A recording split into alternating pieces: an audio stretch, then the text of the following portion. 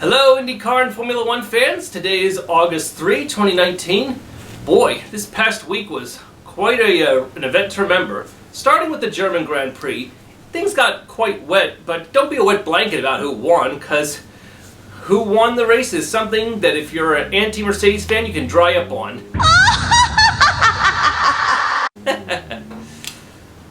For starters though, while Lewis Hamilton took the pole, well, he spun out and ended up getting a little 5-second penalty for entering the pit lane the wrong way, being the last finisher of the race, finishing in 14th or 13th.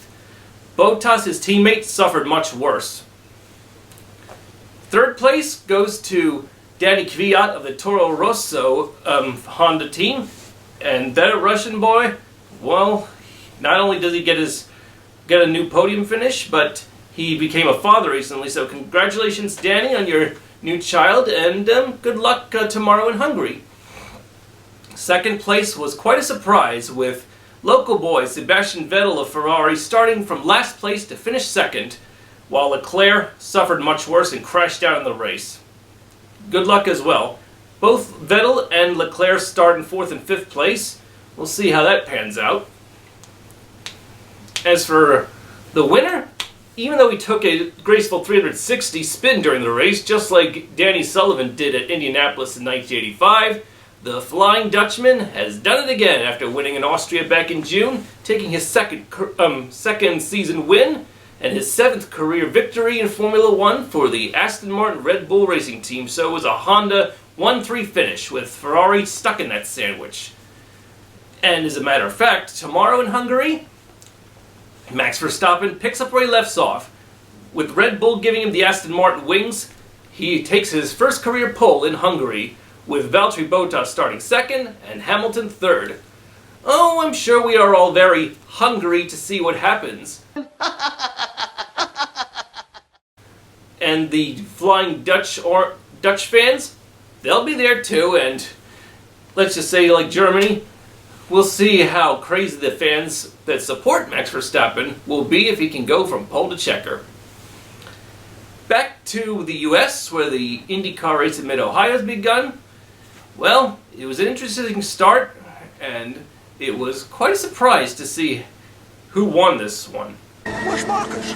Unfortunately for the start, Marcus Ericsson and his Canadian teammate James Hinchcliffe tangled at the start, leaving Marcus stranded in dead last. So the SPM arrow is pointing the wrong direction in that race.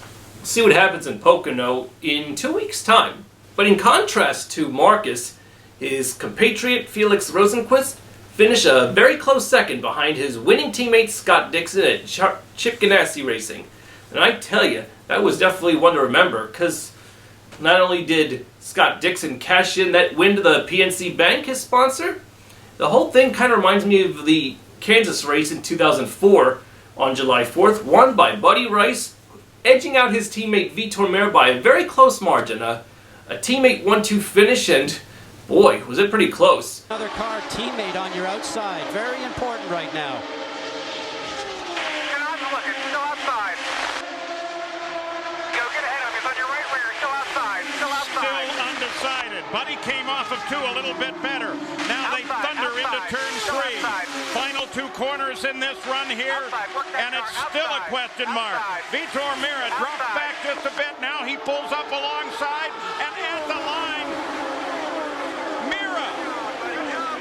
No Rice. At first the computer gave us Meira, and then it gave us Rice. Whoa! Way to rip it up, buddy. That's a good job. IRL's done it again. Another fantastic finish.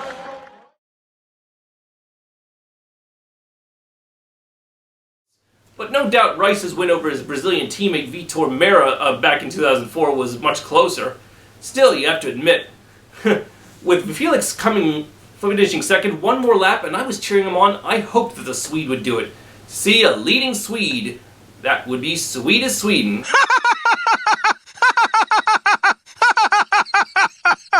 I knew you could Felix it, Rosenqvist.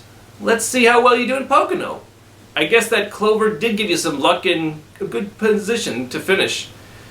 I'm sure Chip was pleased that you didn't tangle with Scott or take each other out. As for points leader Joseph Newgard, who came into the Mid-Ohio race 29 points ahead of Alexander Rossi, who would have thought he'd get stuck in the gravel trap on the final lap? With Rossi finishing 5th, the points lead has shrunk from 29 points to 16, so Rossi's getting close.